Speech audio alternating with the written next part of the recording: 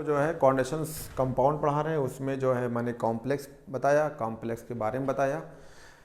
Condensation sphere के अंदर जो है सेंट्रल मेटल होता है और फिर लिगेंड लगा होता है। इस सेंट्रल मेटल का जो है इफेक्टिव एटॉमिक नंबर पढ़ना है। तो आज स्टार्ट करने जा रहे हैं effective atomic number. Effective atomic number, इसे बोलते हैं EAN। EAN ये क्या है? तो किसी भी सेंट्रल आइटम का अगर EN निकालना है तो कहेंगे EAN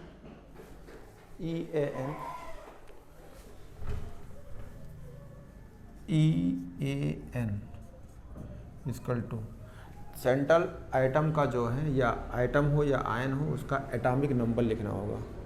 तो कहेंगे एटॉमिक नंबर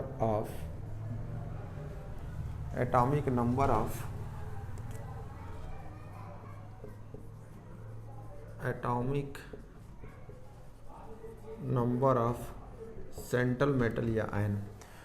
अब देखेंगे कि उसका जो है ऑक्सीडेशन स्टेट क्या है इसी का। तो कहेंगे माइनस ऑक्सीडेशन स्टेट या ऑक्सीडेशन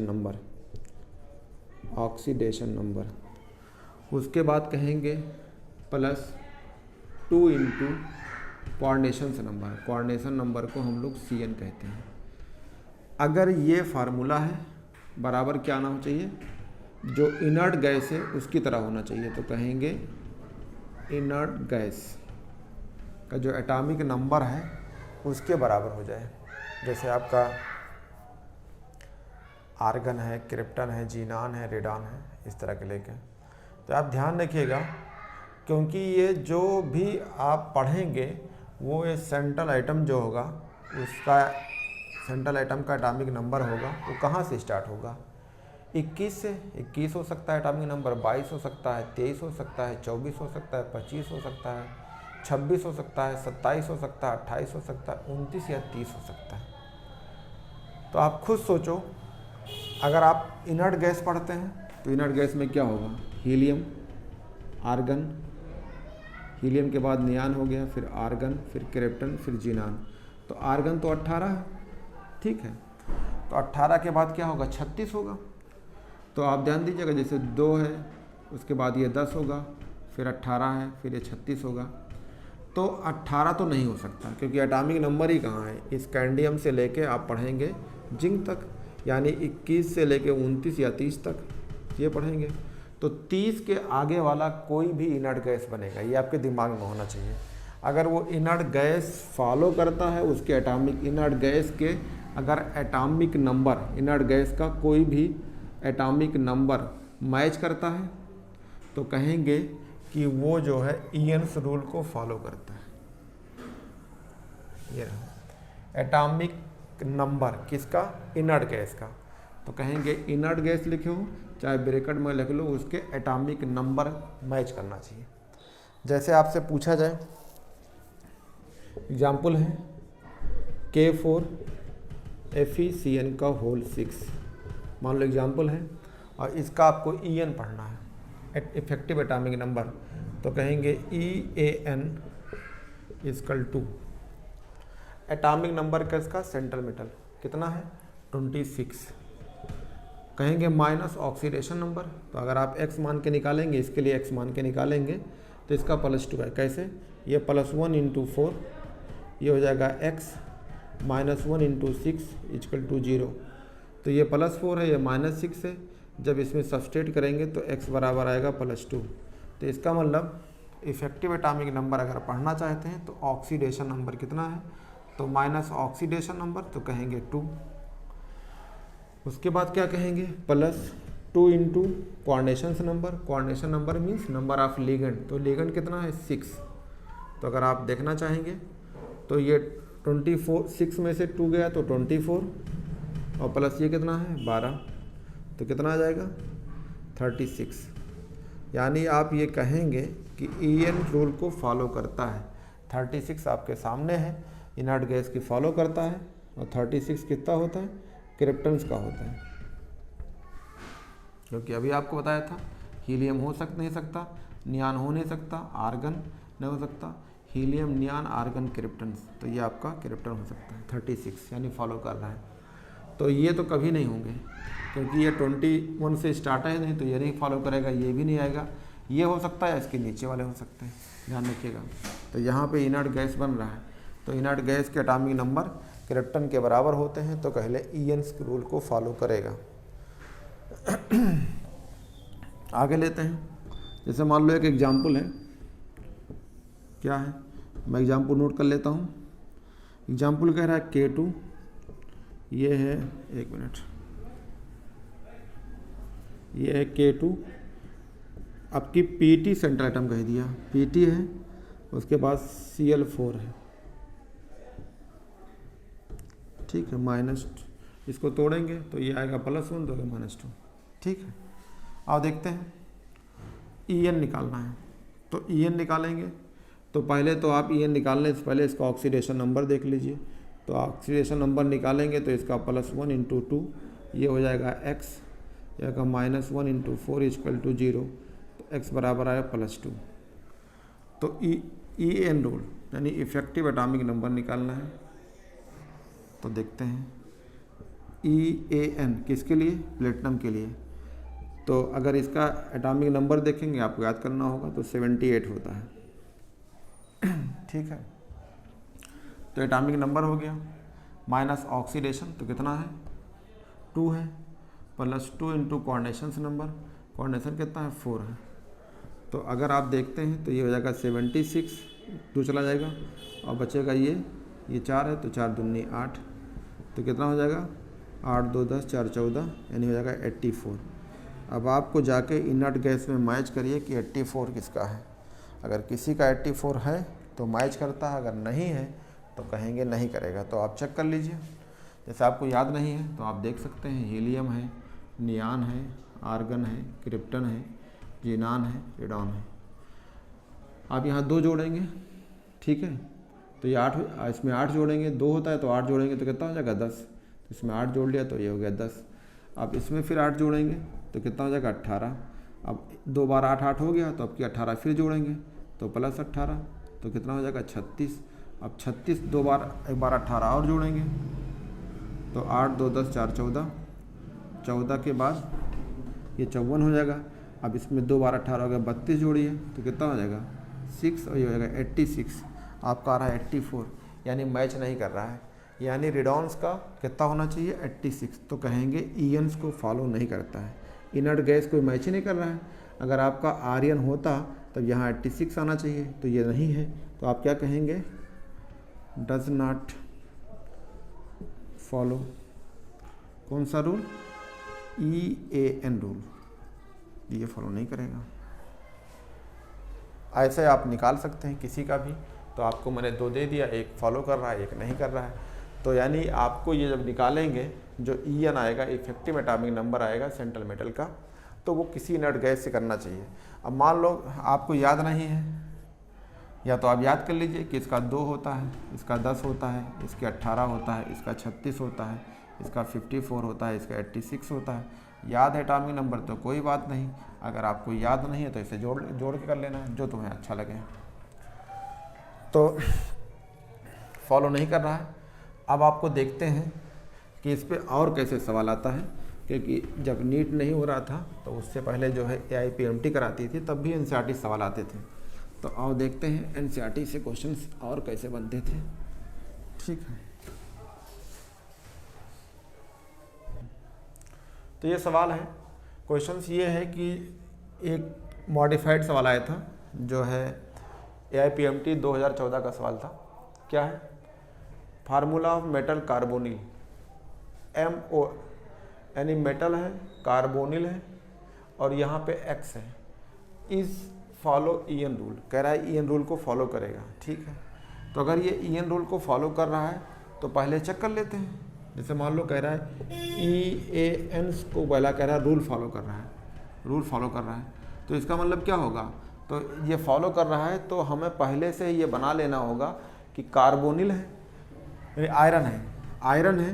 तो अगर ये रूल को फॉलो करेगा तो आयरन का एटॉमिक नंबर है 26, तो जब फॉलो करेगा तो 26 का आगे क्या मिलेगा 36, यानी इनर्ट गैस ये बन रहा है, यानी फॉलो कर रहा है ना, इसका मतलब इनर्ट गैस बन रहा होगा, यही तो हम मान लेते हैं अगर फॉलो कर रहा है इसका मतलब क्या होगा, कोई इनर्ट गैस बन रहा है पहले से, तो हमने कहा इनर्ट गैस बन रहा है, तो EN के जगह क्या कहेंगे इनर्ट गैस, फिर क्या कहेंगे, फिर बोलेंगे कि उस सेंट्रल मेटल का एटॉमिक नंबर हो, एटॉमिक नंबर किसका, सेंट्रल मेटल का, फिर क्या कहेंगे ऑक्सीडेशन नंबर, फिर क्या कहेंगे +2 इंटू कोऑर्डिनेशन नंबर।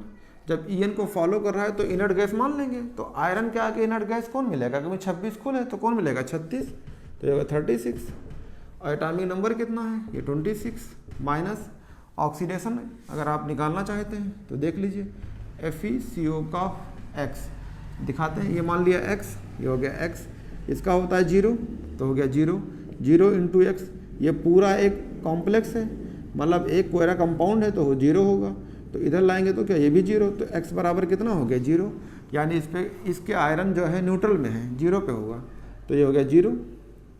फिर कहेंगे 2 इंटू कोऑर्डिनेशन नंबर, तो कोऑर्डिनेशन नंबर क्या है नंबर ऑफ X, हमें ये फार्मूला बनाना था, तो कितना हो जाएगा ये ख़त्म हो गया, तो कहेंगे 36 माइनस 26 इक्वल टू 2X, तो ये आप घटाएंगे तो कितना आएगा, यहाँ पे आएगा 10, तो X इक्वल टू कितना होगा 10/2, यानी कितना हो जाएगा 5, तो यानी X की वैल्यू हमको पता हो गया, यहाँ क्या है 5, तो जो X की वैल्यू वहाँ होगी कह रहा है इसका बताइए क्या होगा, तो ये M तो हमें आयरन दे दिया था, नहीं समझ पा रहे हो, मेटल कार्बोनिल फॉलो कर रही है लेकिन कौन सा है ये Fe वाला, तो फार्मूला क्या बन जाएगा, तो कह रहा फार्मूला क्या होगा, तो कहेंगे फार्मूला, तो ये Fe तो आपके हम मान के निकाले ही हैं, तो Fe हो गया, ये CO रहेगा और यहाँ वैल्यू क्या हो जाएगी X की वैल्यू आई 5, तो ये फार्मूला बन जाएगा। तो कभी कभी ऐसे सवाल आते हैं कि कहेगा EN को फॉलो करना X की वैल्यू क्या होगी, आप निकाल सकते हैं। X का मतलब क्या है, लिगेंड के नंबर क्या है, X का मतलब क्या है, कोऑर्डिनेशन नंबर क्या है, तो इस तरह का सवाल आया था। तो फार्मूला था FeCO का होल 5, कैसे बना, इस नीचे वाले से हमने ईएन्स रूल को फॉलो किया। जब कोई ईएन्स रूल फॉलो करेगा, मान लो इफेक्टिव एटॉमिक नंबर अगर फॉलो कर रहा है, इसका मतलब कौन सा होगा, कोई इनर्ट गैस होगा, कोई नोबल गैस होगा। अगर नोबल गैस कोई है तो कौन सा नोबल गैस होगा, आयरन के आगे वाला, तो आयरन के आगे क्या होगा 36, तो जो फॉलो करेगा उसको नोबल गैस मान के लगाएंगे, तो ये क्वेश्चन हो जाएगा। ठीक है, तो ऐसे क्वेश्चन भी आ सकते हैं कि जो है आपसे पूछा जाए कि फॉलो कर रहा है तो एक्स की वैल्यू क्या होगी, तो आप लगा सकते हैं। इस तरह का सवाल आया था। ठीक है, तो आगे चलते हैं। अब जो है तो आपको पढ़ाया था बैलेंस बॉन्ड थ्योरी। तो बैलेंस बॉन्ड थ्योरी में जो है लिमिटेशन थी। एक्चुअली क्या, बैलेंस बॉन्ड थ्योरी से हमने स्ट्रक्चर देखा था, कोऑर्डिनेशंस कंपाउंड में जो है स्ट्रक्चर देखा, उसकी मैग्नेटिक बिहेवियर देखा, लेकिन उसके बाद भी है जो है हाइब्रिडाइजेशन तो बाद में जो है इसी से एक्सप्लेन किए थे, लेकिन इसमें कुछ कमियां थी, यानी जो है लिमिटेशन था कि limitations of valence bond theory. ये क्या है, कह रहा है it suffer from the following shortcoming, यानी एनसीईआरटी की लाइन है ये। तो एनसीईआरटी में जो है लिमिटेशंस हैं, और ये जो है फर्स्ट, सेकंड, थर्ड और फोर्थ, फिफ्थ, सिक्स, इतनी चीज़ें हैं। तो NCERT line, NCERT line exam में आता है, तो मैं आपको एक एक करके समझा रहा हूँ। कह रहा है it involve a number of assumptions, यानी कहा जाता है इसमें बहुत सारे एजप्शंस हैं, यानी व्याख्या बोलते हैं या कल्पना कह सकते हैं कि बहुत सारे इसमें जो है जो एजप्शंस होती है, एजप्शंस का हिंदी होती है कल्पना करना। जैसे कुछ लोग हिंदी मीडियम से होंगे तो इसका मतलब है कि इसमें बहुत सारे कल्पना है, एजप्शंस हैं। ठीक है, कह रहा है पहला क्या है, कह रहा है it does not give quantitatives. एक होता है क्वालिटी, एक होता है क्वांटी। क्वांटिटी मतलब गिनती से, तो ये ध्यान दीजिएगा। जैसे बात बोलते नहीं, हमको 1 दर्जन केला दे दो, तो दर्जन का मतलब गिनती, यानी 12 की बात करते हैं। तो कहीं क्वांटिटेटिव लिखा हो तो गिनती से होती। एक होता है क्वालिटी, भैया खाने क्वालिटी मत गिराना, खाना अच्छा देना, तो क्वालिटी अलग चीज़ है और क्वांटिटी गिनती से। तो कह रहे हैं क्वांटिटी जो है इंटरप्रिटेशंस ऑफ मैग्नेटिक डाटा, मतलब क्वांटिटी माने गिनती, गिनती से जो है इसको एक्सप्लेन करना। इंटरप्रिटेशंस का मतलब व्याख्या या एक्सप्लेन करना मैग्नेटिक डाटा। जो मैग्नेटिक प्रॉपर्टी थी उसके जो है एक्सप्लेन गिनती से करना कि जो है एक इलेक्ट्रॉन है तो 1 अनपेयर्ड होगा या 2 अनपेयर्ड है या 3 अनपेयर्ड है या 4 अनपेयर्ड है, तो उसकी जो है मैग्नेटिक डाटा के फॉर्म में, गिनती के फॉर्म में एक्सप्लेन करना था, तो उन्होंने नहीं कर पाए। कह रहा है it does not explain the colour exhibited by coordination compound. कोई कोऑर्डिनेशन कंपाउंड अगर कलर देता है तो इन्होंने एक्सप्लेन नहीं कर पाए कि वो कलर क्यों देता है, क्योंकि जब अनपेयर्ड के बारे में नहीं बता पाए, मैग्नेटिक डाटा नहीं बता पाए, तो उसी से तो कलर रिलेशन था।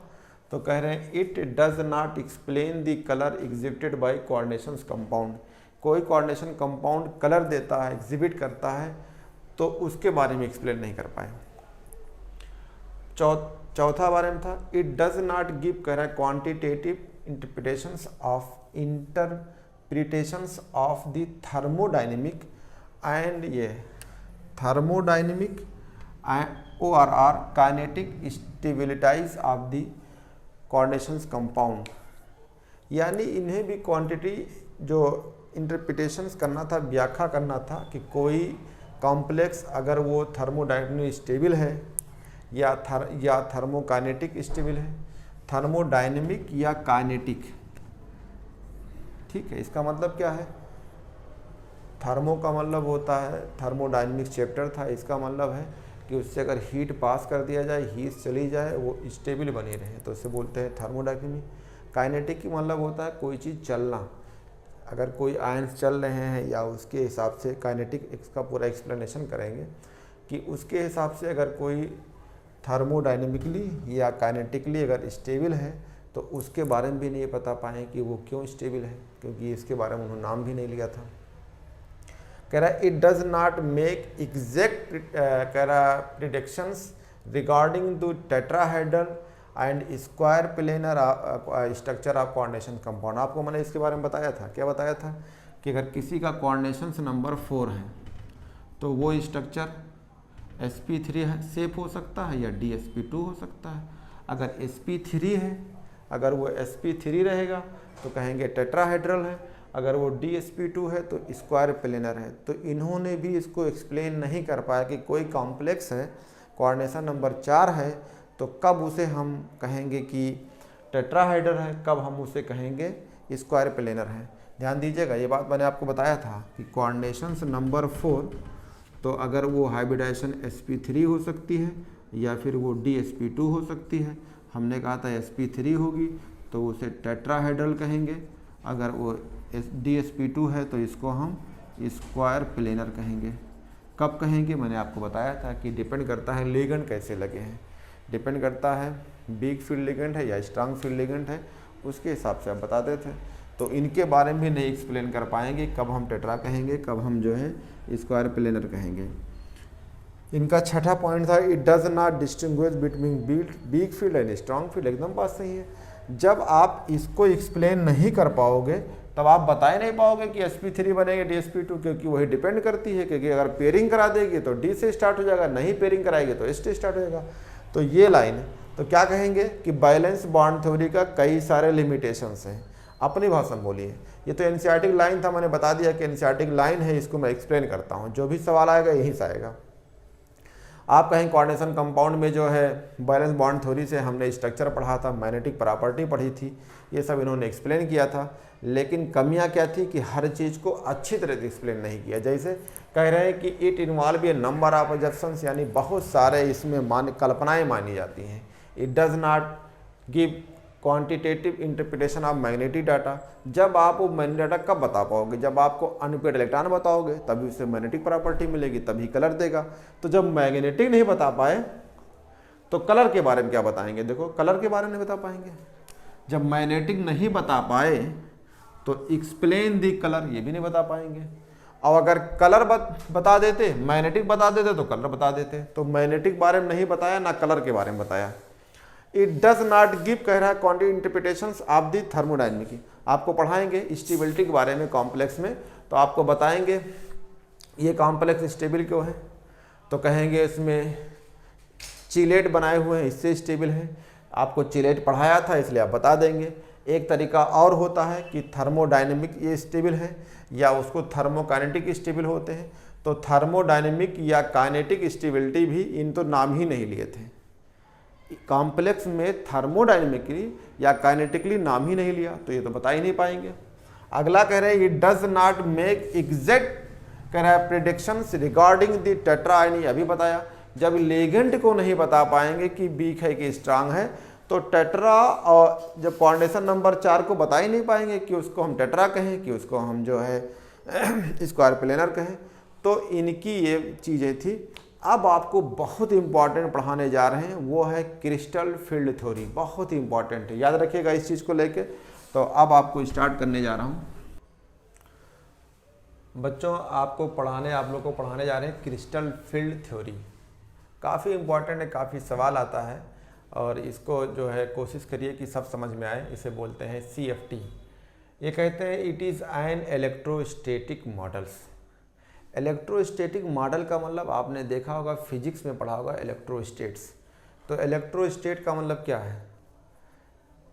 दो चार्ज हो, उसके बीच में दूरी हो, और अगर इनके बीच में अगर चार्ज अपोजिट हैं, पॉजिटिव निगेटिव वाले हैं, तो उसके बीच में फोर्स होगा और उस फोर्स को बोलेंगे कूलम्बिक फोर्स। फार्मूला पढ़ते हो F = 1/4πε0 के Q1 Q2/r²।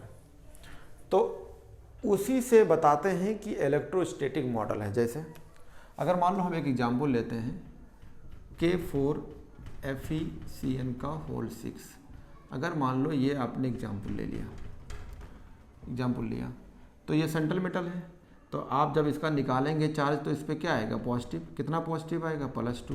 और ये एक CN पे देखेंगे, एक CN के लिए एक नेगेटिव, तो इससे 6 लोग जुड़े होंगे। ध्यान दीजिएगा, बहुत अच्छी तरीके से सुनिएगा, पूरी कॉन्सेप्ट क्लियर हो जाएगी। तो ये पॉजिटिव चार्ज और ये नेगेटिव चार्ज, तो इनके बीच में क्या होगा? अट्रैक्शन हो सकती है और रिपल्शंस भी होगी। तो इसका मतलब है कि अगर इनके बीच में कुछ दूरियां होंगी तो ये R कहेंगे। तो फार्मूला क्या हो जाएगा? अगर ये अट्रैक्शन फोर्स है तो कहेंगे F = 1/4πε0 Q1 Q2/r²। तो ये देखिए, तो इसका मतलब ये कौन सा मॉडल हो जाएगा? Electrostatic models.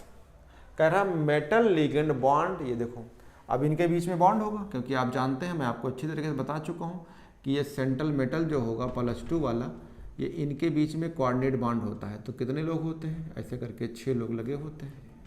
तो ये 6 लोग लगे होंगे, तो ये आपके 6 लोग लगे होंगे। तो ये CN हो गया 6। तो ध्यान दीजिएगा, सेंट्रल मेटल से 6 CN लगे हैं। तो कह रहा है metal ligand bond as point charge.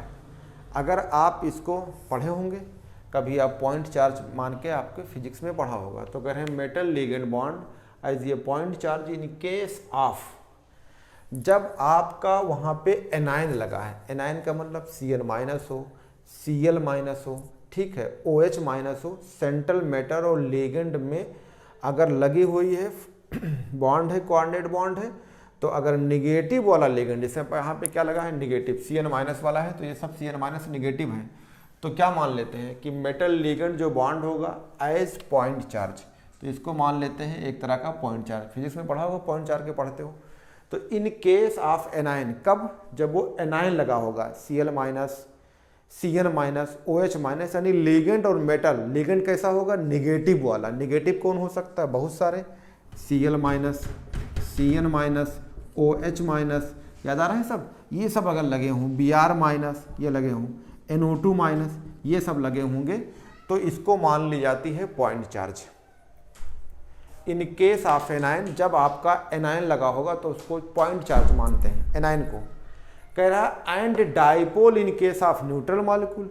Dipole जब लगा हो बनेगा। डाइपोल का मतलब, तो डाइपोल किस केस में? अगर ये लोग लगे होंगे तब इसको मानते हैं पॉइंट चार्ज। और जब अगर न्यूट्रल मॉलिक्यूल कोई लगा हो, जैसे अमोनिया, जैसे वाटर, अगर ये सब लगे होंगे तब इनको बोलते हैं कि डाइपोल बना होगा। डाइपोल का मतलब क्या? यानी इस पे, और अब मान लो यहाँ आयरन है और यहाँ पे अमोनिया होता, तो आयरन और अमोनिया पे डाइपोल बन जाता, यानी पॉजिटिव और निगेटिव डाइपोल कहते हैं। जब दो तरह के दो पोल बनते हैं तो डाइपोल कहते हैं। तो ध्यान रखिएगा, सेंट्रल मेटल अगर लिगेंड से लगा है और लिगेंड आपका एनायन है तो एनायन को पॉइंट चार्ज मानते हैं। और अगर सेंट्रल मेटल से कोई न्यूट्रल लगा है, जैसे अमोनिया लगा है, जैसे वाटर लगा है, तो इन सबको, या ईएन लगा हो, ईएन का मतलब इथेन 1,2 डायमीन, तब इसको डाइपोल मानेंगे। बहुत इंपॉर्टेंट पॉइंट है, ये सब एनसीईआरटी का पॉइंट है। आगे कह रहे हैं कि 5d ऑर्बिटल, सही बात है, जब आपको पढ़ाया हमेशा s लिख d लिख पलट दे, तो जब आपको इलेक्ट्रॉन भर के दिखाया तो आपको मैंने बताया कि d ऑर्बिटल 5 ऑर्बिटल होते हैं। 5 कौन कौन? dxy, dyz, dzx, dx², y², dz²। तो d के 5 ऑर्बिटल होते हैं। In an isolated gaseous metal atom या आयन, इसका मतलब जब सेंट्रल मेटल होगा तो वो किस फॉर्म में हो, उसको गैस के फॉर्म में बना दो। मेटल को कैसे? आइसोलेटेड, यानी उसे अलग कर दीजिए। अलग कब कर दीजिए? कई सारे फॉर्म होते, मैंने आपको पढ़ाया था केमिकल बॉन्डिंग में, आयनिक बॉन्ड पढ़ाया था। तो मेटल और नॉन मेटल था, सोडियम और NaCl ने तो सोडियम को आइसोलेटेड गैसेस कहा था। यानी क्या किया था? जब किसी मेटल को इतना गर्म कर दो कि वो जो है आइसोलेट यानी गैस बन जाए, तो यहाँ पे क्या इस्तेमाल करना है? सेंट्रल मेटल को आइसोलेटेड गैसियस मेटल या आयन के फॉर्म में। तब उस टाइम क्या होगी? हैव सेम एनर्जी, उसको बोलते हैं डीजनरेट। ये देखो भैया, आपका ये d ऑर्बिटल है, ये d में 5 ऑर्बिटल होते हैं। सबका नाम, अगर इसका नाम कहते हैं तो कहेंगे dxy है, इसका नाम कहते हैं तो कहते हैं dyz है, इसका नाम कहते हैं dzx है, d और ये zx है, इसका नाम कहते हैं dx² y² है, इसका नाम कहते हैं dz² है। अगर ये central metal isolated gases form में है, central metal ion isolated gases form है, तो इन सब की एनर्जी बराबर होगी। 5 ऑर्बिटलों की एनर्जी बराबर होती है, उसे बोलते हैं डीजनरेट्स। तो सेम एनर्जी का मतलब होता है डीजनरेट। तो ये सबकी एनर्जी बराबर है तो क्या कहेंगे? ये डीजनरेट ऑर्बिटल है। आगे बात चलते हैं। The degeneracy is maintain, degeneracy maintain रहती है। कैसे मेंटेन रहती है? आपका ये सेंट्रल मेटल है, आपका ये आयरन है, आयरन से अगर लिगेंड लग जाता है, कैसे लग जाए? सेंट्रल मेटल बीच में इसके चारों तरफ से स्फेरिकल बना ले, छल्ला बना ले, गोला बना ले, स्फेरिकली लग जाते हैं। कह रहा है दी डीजनरेसी मेंटेन, कब मेंटेन होगा? जब ये spherically symmetrical field of negative charge surrounded the metal atom और आयंस। इसका मतलब है कि जो आपका लिगेंड हो वो सेंट्रल मेटल से ऐसे स्फेरिकली हो। तो मैंने दिखाया सेंट्रल मेटल है, मैंने ये जो लिगेंड है, ये जो ये लिगेंड बताया हूँ, ये सब लिगेंड है। इसका मतलब क्या है? एक लिगेंड ऊपर है, एक लिगेंड नीचे है। इसका मतलब होता है डार्क, और ये जो डार्क बनी है या डॉट डॉट बनी है, डार्ट वाले होते हैं ऑब्जर्वर से जो दूर होता है, जो ऑब्जर्वर के पास होता है उसको डार्क में दिखाए। तो एक सेंट्रल मेटल से कितने लोग लगे होंगे? 1 2 3 4 5, एक नीचे 6, यानी ऊपर एक नीचे, एक इधर और एक इधर और एक इधर। तो जो हमारे पास लगा होगा वो डार्क होगा, जो हमसे दूर लगा दिख रहा है उसका मतलब है वो डॉटेड होगा, एक ऊपर होगा और एक नीचे होगा। इसका मतलब है इनको कैसे लगे होंगे? ऐसे स्फेरिकली। यानी मान लो मेरा हाथ है और ये सेंट्रल मेटल है और इसे लिगेंड ऐसे स्फेरिकली लगे होंगे। तो ये लिगेंड मेटल है, इसे ये लिगेंड गोल गोल डार्क डार्क दिखा दिया कि ये लिगेंड लगे हैं ये, और इन्हीं को मैंने दिखाया सेंट्रल मेटल है, लिगेंड ऐसे लगे हैं। कहते हैं सेंट्रल मेटल और लिगेंड अगर स्फेरिकली लगे होते हैं तो ये मेंटेन रहते हैं, कोई दिक्कत नहीं होती है। जैसे मान लो किसी के पास 5 भाई हैं, पांचों भाई एक साथ रह रहे हैं, इसका मतलब एनर्जी सेम है, यानी पांचों की किसी की शादी ना करोगे तो कोई दिक्कत नहीं होगी। लेकिन जैसे आपने पांचों भाइयों में से किसी एक भी भाई की शादी किया तब भी कोई दिक्कत नहीं होती है। जैसे दूसरे भाई की शादी करोगे उसके दूसरे नंबर वाले की तो घर में बंटवारा होने लगती है, क्योंकि घर में क्या एंट्री कर दिया, लक्ष्मी। जब लक्ष्मी आएगी तो जो पहले से एक है, एक दूसरी आ गई, दूसरी और पहले में रिपल्सन्स पैदा हो, कहेगी देखो फलाना कार से चलता है, तुम साइकिल से चलते हो, बड़े भाई हो इसलिए साइकिल चलते हो, 9 लाख कार ले आया है, 9 लाख हीरा ले आया है, 9 लाख की गाड़ी ले आया है। तो इसका मतलब है कि आप अब क्या पैदा हो जाएगी, रिपल्सन्स। तो ये सेंट्रल मेटल अगर ये लिगेंड से लगे होते हैं, स्फेरिकली लगे हों, कोई रिपल्सन्स नहीं है, तो ये डिजेनरेसी मेंटेन रहेगी। लेकिन आपकी थ्योरी क्या है, क्रिस्टल फील्ड, अभी आगे आप देखेंगे इसमें स्प्लिटिंग होने वाली है, 5 भाइयों जैसे बंटवारा होगी वैसे यहाँ भी होगी। आप देख लीजिए चाहे, कह रहा degeneracy is maintain if A spherically symmetrical field of negative charge surround of central metal या आयंस। ये नेगेटिव लिगेंड है, अगर ये चारों तरफ स्फेरिकल लगे हैं तो ये मेंटेन रहेंगे। कह रहा है ये complex negative field is due to ligand either anion और negative end of dipole molecule like. ये कह रहे हैं जो कॉम्प्लेक्स होती है, इन ये complex negative field is due to, कोई नेगेटिव फील्ड होगी, इसका मतलब क्या होगा आप समझ सकते हो, या तो एनायन होगा या न्यूट्रल वाला होगा। तो ये लिखा आइदर एनायन, एनायन हो सकते हैं, या फिर are the negative end. Negative end का मतलब क्या, जो लिगेंड होगा उस पर नेगेटिव चार्ज हो या इलेक्ट्रॉन्स हो। End of the dipole molecule, dipole आप समझ सकते हो लाइक अमोनिया या H2O, जिसमें 2 लोग हों तो उसे डाइपोल कहते हैं। इस पे पॉजिटिव नेगेटिव, जैसे वाटर है, अगर ये वाटर जो है अगर ये न्यूट्रल है, अगर इसमें पोल बनेगा तो पॉजिटिव हाइड्रोजन पे तो ऑक्सीजन पे नेगेटिव बनेगा। तो इतना टेंशन लेने की जरूरत नहीं, ये समझिए कि सेंट्रल मेटल और लिगेंड लगे होते हैं, ये स्फेरिकली सिमेट्रिकली लगे होते हैं। अगर ये चीज़ें स्फेरिकली ये कैसा है, सिमेट्रिकल लगे हैं, यानी आराम सिमेट्रिकली लगे हैं। अगर यही चीज़ें कैसी हो जाएगी, एसिमेट्रिकल, यानी सेंट्रल मेटल और लिगेंड कैसा हो जाए, एसिमेट्रिकल, तो पक्का है घर में रिपल्सन्स आ गई, इसका मतलब है बंटवारा होने जा रही है। तो अब आपके आगे इसके बाद जो पॉइंट पढ़ा रहा हूँ, अब बता रहा हूँ कि कौन सी पॉइंट है, ये रहा। तो अभी बच्चों आपको बता रहे थे कि जो मेटल और लिगेंड जो है सिमेट्रिकली लगे होते हैं, यानी सेंट्रल मेटल है उससे जो है आराम से स्फेरिकली लगे होते हैं। अब वो कैसे हो जाए, अगर सेंट्रल मेटल और लिगेंड, यानी सेंट्रल मेटल से जो लिगेंड लगा हो वो कैसा हो जाए, आपकी एसिमेट्रिकल। तो हमने लिखा it become asymmetrical and the degeneracy of D orbital is lifted. Degeneracy खत्म हो गई, यानी अब इसका मतलब है कि जो सेंट्रल मेटल था, जो लिगेंड स्फेरिकली सिमेट्रिकली लगे थे, अब वो एसिमेट्रिकल हो जाएंगे। तो क्या हो जाएगी, अब स्प्लिटिंग हो गई, तो D orbital is lifted and the result in splitting of D orbital. तो डी ऑर्बिटल बढ़ जाएंगे। तो डी ऑर्बिटल 5 ऑर्बिटल होते हैं, तो 3 ऑर्बिटल एक साथ आ जाएंगे, 2 ऑर्बिटल एक साथ। अभी बताता हूँ डायग्राम बना के। फिर कह रहा है the pattern of splitting depend upon the nature of crystal field. इसका मतलब क्या है, जो स्प्लिटिंग होती है वो 2 तरीके से है, एक है ऑक्टाहेड्रल और एक है टेट्राहेड्रल।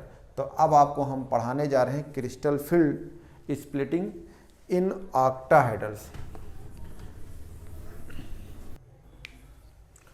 तो मैं आपको पढ़ाने जा रहा हूँ बेटा, बच्चों आप लोगों को पढ़ाने जा रहा हूँ crystal field splitting in octahedral coordination entities. यानी जैसे ये सेंट्रल मेटल होगा कोबाल्ट, अमोनिया है तो कितने लगे हैं 6, तो ये कैसा है ऑक्टाहेड्रल्स। यहाँ पे Ti है, H2O है, 6 है, यानी लिगेंड से पहचानते हो। लिगेंड आपको 2 तरीके से पढ़ना है, या तो लिगेंड 6 लगा होगा या तो 4 लगा होगा। तो 2 ही आपके कोर्स में है, 6 वाले और 4 वाले। तो 6 को बोलते हैं ऑक्टाहेड्रल्स। अब होता क्या है, ये चाहे इसको लो चाहे इनको लो, इनमें क्या होता है, इनके जो ऑर्बिटल्स होते हैं वो 5 ऑर्बिटल होते हैं, 5 ऑर्बिटल ये हैं। अब ये 5 ऑर्बिटल का नाम होता है, ये 5 ऑर्बिटल हैं, इन सब का नाम है। अगर आपसे पूछें क्या क्या नाम है, तो एक ऑर्बिटल का नाम होता है dxy। अगर देखा जाए 1 2 3 4 ये हो गया, तो इसका नाम है मान लो dxy, तो इसका नाम हो जाएगा dyz, इसका नाम है dzx, इसका नाम है dx स्क्वायर y स्क्वायर, और इसका नाम है dz स्क्वायर। तो ये 5 ऑर्बिटल हैं, ये किसके हैं, सेंट्रल मेटल के ये, और ये लिगेंड लगे हैं। तो सेंट्रल मेटल लिगेंड कैसे लग गए, अब एसिमेट्रिकली। तो सेंट्रल मेटल के जो ऑर्बिटल होंगे उसमें भी इलेक्ट्रॉन होगी और इसके भी इलेक्ट्रॉन है, तो इनके बीच में क्या पैदा हो जाएगी, रिपल्सन्स। तो जब रिपल्सन पैदा होगी तो लोग दूर दूर भागेंगे, स्ट्रक्चर खराब होगी, स्प्लिटिंग होगी।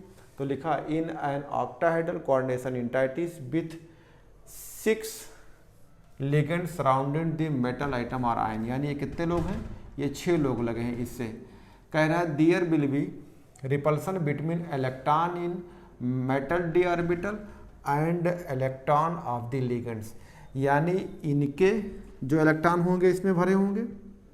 आप देख लीजिए कोबाल्ट कितना है, कोबाल्ट होती है एटॉमिक करेंगे एक्स मान के निकाल लीजिए तो कितना आएगा +3। तो अगर कोबाल्ट कितना होता है 27, तो ऐसे लिख डी लिख पलट दे तो डी में हो गया 7, एस में हो गया 2।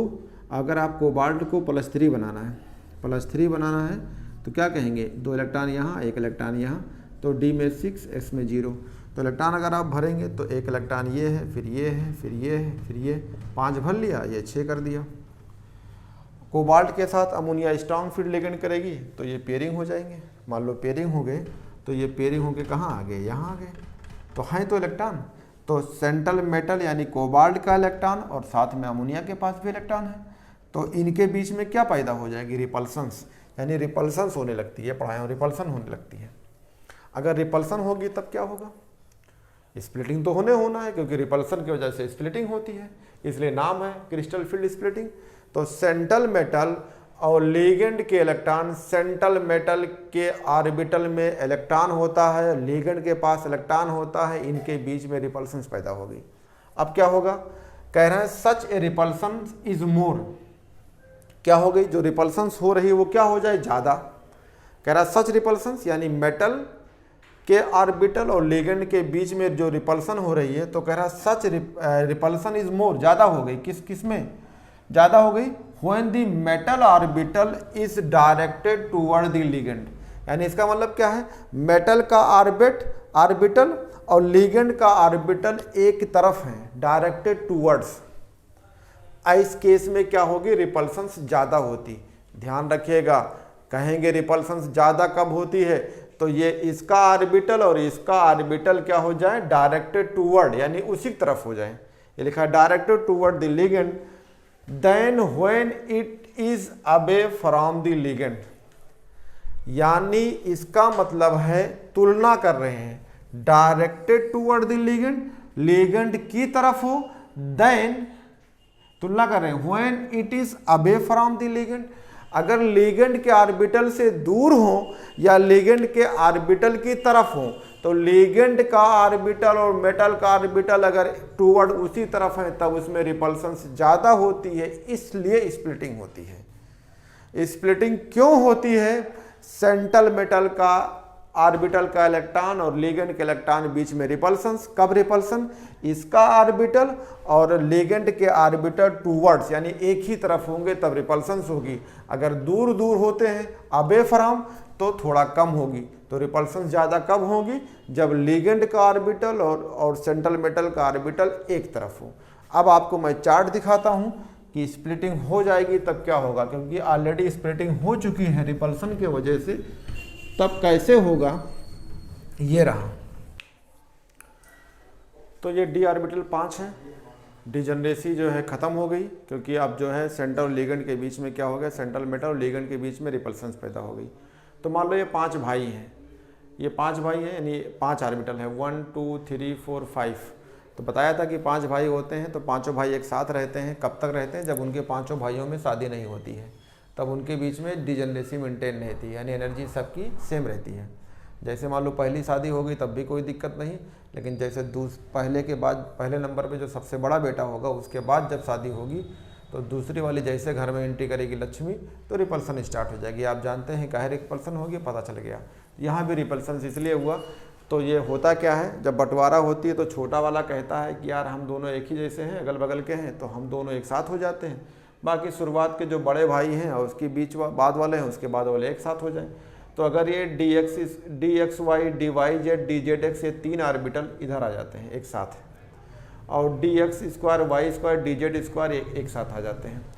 तो ये स्प्लिटिंग ऐसे हुई। तो अगर ये एक साथ आते हैं तो इनको हम कह देते हैं ये T2G, कहते हैं बिलोंग टू T2G। 3 ऑर्बिटल को हम T2G कहेंगे।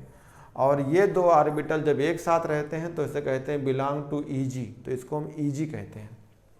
अब देखा गया कि अगर ये स्प्लिटिंग हो गई तो जो T2G वाले हैं इनकी एनर्जी देखी जाए तो ये नीचे रहेंगे और EG वाले क्या हो गए ऊपर। तो जब नीचे वाले होंगे तो इनकी एनर्जी क्या होगी, कम। जैसे अब ये ऑर्बिटल स्प्लिट हो जाएगी तो अभी आपको डायग्राम बना के दिखाएंगे, जब स्प्लिट होगी तो ये ऐसे स्प्लिट होंगे। तो 3 ऑर्बिटल नीचे होंगे तो इनका नाम हो जाएगा यही DXY, DYZ, DZX। तो इनको बोलेंगे T2G। और 2 ऑर्बिटल जो ऊपर गए हैं इनकी एनर्जी ज़्यादा है तो इसे बोलेंगे EG। ऐसे स्प्लिटिंग होती है।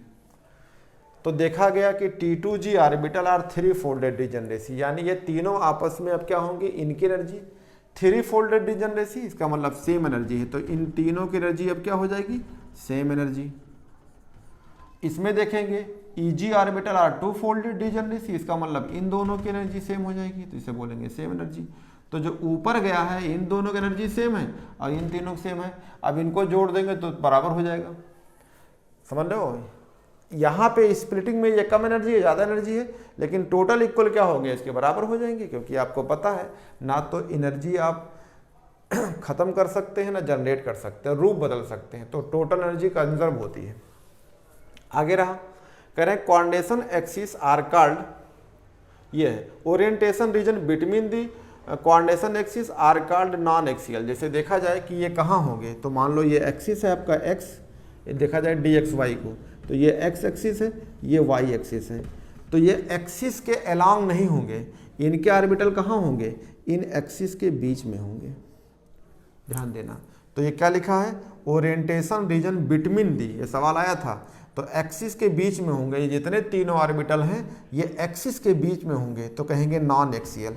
लेकिन ये क्या है, ओरिएंटेशन अलोंग दी एक्सिस, यानी इनके ऑर्बिटल कैसे हैं, जैसे मान लो DXY² है, तो ये मान लो ये x है और ये y है, एक्सिस है। तो इनके ऑर्बिटल किधर होंगे, एक्सिस के अलोंग, चाहे ये और इस एक्सिस के अलोंग होंगे। ध्यान दीजिएगा, ये एक्सिस के अलोंग होंगे। मान लो आपका ये z ऑर्बिटल है, ये z एक्सिस है, तो ये z ऑर्बिटल जो होगा इसी एक्सिस के अलोंग होगा। तो ये दोनों ऑर्बिटल जो होते हैं एक्सिस के अलोंग होते हैं और ये 3 ऑर्बिटल जो होते हैं एक्सिस के बीच में होते हैं। ये DX²Y² वाले एक्सिस के अलोंग होते हैं और ये DZ² भी जो है एक्सिस, मान लो ये Z एक्सिस है तो ये एक्सिस, जिधर एक्सिस होगी उधर ही होंगे इनके ऑर्बिटल। यानी ये सवाल पूछा गया था 2016 में कि इलेक्ट्रॉन डेंसिटी एक्सिस के अलोंग किस में होती है, तो कहेंगे DX² Y² और DZ²। तो इलेक्ट्रॉन डेंसिटी लाइन डाल सकते हो कि इलेक्ट्रॉन डेंसिटी मैक्सिमम या electron density along the axis, ये भी कह सकते हैं अलोंग दी एक्सिस। तो कौन सा होगा, तो कहेंगे EG वाला होगा। और EG वाले में कौन होगा, तो एग्जाम्पल में कहेंगे DX² Y² और DZ²। ये नीट 2016 में जब एग्जाम हुआ था, वहाँ 2 बार एग्जाम हुआ था, तो उसमें ये सवाल आया था। ये वाक्य कैसे हैं, कहेंगे इलेक्ट्रॉन डेंसिटी एक्सिस के बीच में होती है और इसकी इलेक्ट्रॉन डेंसिटी एक्सिस के अलोंग होती है। तो इस पे मैं आपको क्वेश्चंस करा देता हूँ, फिर आगे चलता हूँ, स्प्लिटिंग का डायग्राम बनाता हूँ कैसे होता है। जेईई मेंस 2019 का सवाल है, सेम सवाल, यही सवाल जो है आपके नीट 2016 में आया था। क्या कह रहा है, metal d orbital that are directly facing the ligand, यानी ये कह रहा है डायरेक्टली फेसिंग, यानी इसका मतलब है जो लिगेंड हो और इसका जो ऑर्बिटल हो, जब स्प्लिटिंग होगी तो कौन अलोंग डायरेक्टली फेसिंग, इसका मतलब है उसी फेस में, इसका मतलब है एक्सिस के अलोंग। डायरेक्ट फेसिंग का मतलब उसी तरफ, इसका मतलब क्या होगा, पूछ रहा है metal d orbital that are directly facing, इसका मतलब भाषा में है उसी तरफ, फेसिंग माने उसी चेहरे की तरफ, यानी उसी तरफ, यानी उसी एक्सिस में। तो यानी आप क्या कहेंगे, जब स्प्लिटिंग होती है तो 2 तरह के ऑर्बिटल होते हैं, एक होता है DXY, DYZ, DZ नहीं, ये वाले। तो ये क्या होते हैं, इनके जो ऑर्बिटल होते हैं वो एक्सिस के बीच में होते हैं, यानी एक्सिस के बीच में होते हैं ऑर्बिटल। और इन दोनों के क्या होते हैं, डायरेक्ट दी एक्सिस, यानी उसी फेस में होते हैं। अगर ये एक्स एक्सिस है तो ऑर्बिटल इधर भी रहेगा, इधर भी है। अगर ये वाला जेड वाला है, DZ वाला है, तो यानी जेड एक्सिस है तो ऑर्बिटल इधर ही रहेगा। तो यानी उसी एक्सिस में पूछ रहा है, तो इसका आंसर ये हो जाएगा। तो ध्यान रखिएगा, जेईई मेंस का सवाल था, बिटवीन दी कहता, तब बिटवीन का मतलब क्या हो जाता, तब ये आंसर होता T2G वाला। अगर EG वाले ये दोनों ऑर्बिटल हैं, इसका मतलब है बिटवीन दी एक्सिस, सॉरी ये बिटवीन नहीं, बिटवीन वाले ये हैं, ये अलोंग दी एक्सिस वाले हैं। अलोंग दी एक्सिस इसका मतलब उसी फेस में, उसी डायरेक्शंस में है, तो इसको कहेंगे। सेम क्वेश्चन आया था, अलोंग दी एक्सिस लिखा था, वो आपके नीट फेस 2016 में आया था। अब स्प्लिटिंग का जो है डायग्राम बना देता हूं। तो ये मेटल के डी ऑर्बिटल थे। इन मेटल के ऑर्बिटल में हमने एवरेज एनर्जी कहा, यानी स्फेरिकल फील्ड से जो है, स्फेरिकल क्रिस्टल फील्ड है, इसका मतलब अभी डिजनरेसी नहीं हुई है, इसका सॉरी डिजनरेसी बनी हुई है, अभी सिमेट्रिकली है। जब वो स्प्लिट हो जाएंगे, इसका मतलब कैसे हो जाएंगे, एसिमेट्रिकल। तो ये 5 ऑर्बिटल थे, 5 में ये तीनों जो है इनके नाम है DXY, DYZ, DZX, इसको हम T2G कहते हैं। और जो ऊपर इसकी एनर्जी कम होती है, इसकी एनर्जी ज़्यादा होती है, तो इसको बोलते हैं DX square, Y square, DZ square. होता है क्या कि जब स्प्लिटिंग होती है तो इसको हम कहते हैं 2/5 ऑक्टाहेड्रल एनर्जी। तो इसको डिवाइड करोगे तो कितना वैल्यू आएगा, 5 चौक का 20, यानी आ जाएगा 0.4 ऑक्टाहेड्रल। और उसको करेंगे तो कितना आएगा 0.6, ये ऑक्टाहेड्रल। तो आप एक चीज़ देखिएगा, अगर मान लो पूरी एक वैल्यू कितना है, 1, ये पूरा एक ही दिख रहे हैं, तो देखो एनर्जी में डिवाइड हुई, लेकिन इन दोनों को जोड़ लो। अगर आप देखा जाए कि ये 2/5 था ऑक्टाहेड्रल और ये था 3/5 ऑक्टाहेड्रल, तो ये इनको जोड़ो तो क्या आएगा, 2/5 प्लस 3/5, तो वैल्यू कितनी आएगी, यहाँ 2, यहाँ प्लस 3 इक्वल टू 5/5, यानी वैल्यू कितना है 1। तो ये पूरा 1 है, मान लो एनर्जी इसकी पूरी 1 जूल है या 1 किलो जूल है, तो डिवाइड होके तब भी तो 1 किलो है। तो आपस में जोड़, भले ये इनकी एनर्जी कम है, इनकी ज़्यादा है, कितना है, इनकी वैल्यू कितना है 0.6, इसी वैल्यू कितना है 0.4, यानी ऊपर वाली ज़्यादा है। तो जब मैं आपको डिवाइड किया था तो कहा था इनकी एनर्जी कम होती है, इसकी ज़्यादा होती है, आपके सामने दिखा हुआ है। तो एनर्जी की वैल्यू, ये फार्मूला हो गया 2/5 ऑक्टाहेड्रल और 3/5 ऑक्टाहेड्रल, 2 हिस्सों में डिवाइड हो गया। तो इनकी वैल्यू ये हो गई, उनकी वैल्यू वो हो गई। और T2G ये बोलते हैं, EG बोलते हैं। तो मैंने बताया था इसे T2G कहते हैं, तो इसे EG कहते हैं। इनकी एनर्जी कम होती है, इनकी ज़्यादा होती है। ये 3 फोल्डेड क्यों है, क्योंकि 3 डब्बा है तो 3 फोल्ड है, वो 2 डब्बा है तो 2 फोल्ड है। तो इनकी एनर्जी आपस में डिजनरेसी, उनकी एनर्जी आपस में डिजनरेसी, पूरा जोड़ दोगे तो इनसे बराबर आ जाएगी। फिर कहा गया कि इनके ऑर्बिटल एक्सिस के बीच में होते हैं और उनके जो होते हैं एक्सिस के लॉन्ग होते हैं। अब आता है क्रिस्टल फील्ड स्प्लिटिंग, जो है मैंने बता दिया कि इनकी वैल्यू डिवाइड करेंगे तो कितनी आएगी, ये वैल्यू आती है, ये कितना आती है 0.4। तो जब इसको सॉल्व करेंगे तो हम इसको अभी फार्मूले में लगा देंगे, ध्यान दीजिएगा। ऐसे तो आ रहा है 0.4 ऑक्टाहेड्रल की वैल्यू, और इसको डिवाइड करेंगे कितना आएगा 0.6 ऑक्टाहेड्रल की वैल्यू, ध्यान रखिएगा। लेकिन मैं एक फार्मूला बनाने जा रहे हैं, नीचे वाले की वैल्यू को मैं निगेटिव में लूँगा और ऊपर वाले की वैल्यू को पॉजिटिव में करूँगा। क्यों, तो ध्यान रखिएगा, इस नीचे को हम नेगेटिव मानेंगे और इसको हम पॉजिटिव मानेंगे। क्यों, इसलिए कि ये कम है और वो ज़्यादा है। नेगेटिव पॉजिटिव यहाँ साइन से मतलब नहीं है। तो क्रिस्टल फील्ड स्प्लिटिंग एनर्जी की बात करते हैं, क्रिस्टल फील्ड स्प्लिटिंग किसमें, ऑक्टाइड CSFE, किसमें, ऑक्टाहेड्रल के। तो एक फार्मूला हो जाएगा, क्या फार्मूला हो जाएगा, कहेंगे इसको ऐसे कहेंगे -0.4 इंटू x प्लस हो जाएगी ये, मतलब ध्यान दीजिए, -4 ये हो जाएगा ये, और कहेंगे प्लस, फिर कहेंगे प्लस 0.6 इंटू वाई। इस फार्मूले से आप लगाएंगे और इस फार्मूले से लगाएंगे बराबर 0 करके, तो जो वैल्यू आएगी आप इसे लगा सकते हैं। 0 तो छोड़िए, इसी फार्मूले से आप निकालेंगे और यहाँ पे 0 ना लिखिए, यहाँ पे लिख दिया ऑक्टाहेड्रल। तो इनसे जो वैल्यू आएगी, एक वैल्यू निकल के आएगी, इसका नाम हो जाएगा crystal field splitting energy octahedral के लिए एक फार्मूला। तो ये क्या हो जाएगा, इसकी वैल्यू हो जाएगी, एक फार्मूला हो जाएगा। इस फार्मूले को मैं अगले दिन यूज करूंगा, क्रिस्टल फील्ड स्प्लिटिंग एनर्जी। मैंने यहाँ माइनस कर दिया, मैंने यहाँ प्लस कर दिया। माइनस का मतलब होता है एनर्जी कम है, लोअर है, और प्लस का मतलब एनर्जी ज़्यादा है। यहाँ माइनस प्लस से साइन से मतलब नहीं है, माइनस का माने कम और प्लस का माने ज़्यादा, दोनों बराबर है। इन दोनों को जोड़ लोगे तो एक ही आएगी। तो इस फार्मूले में हमने लगा दिया माइनस, यहाँ हमने लगा दिया माइनस, ध्यान दीजिएगा। तो माइनस का मतलब है यहाँ पे पॉजिटिव और नेगेटिव वर्ड से, ठीक है। तो इस क्वेश्चंस, इस फार्मूले पे मैं नेक्स्ट में क्वेश्चंस कराऊंगा, बहुत इंपॉर्टेंट है। अभी आपका स्प्लिटिंग का मतलब ये होता है।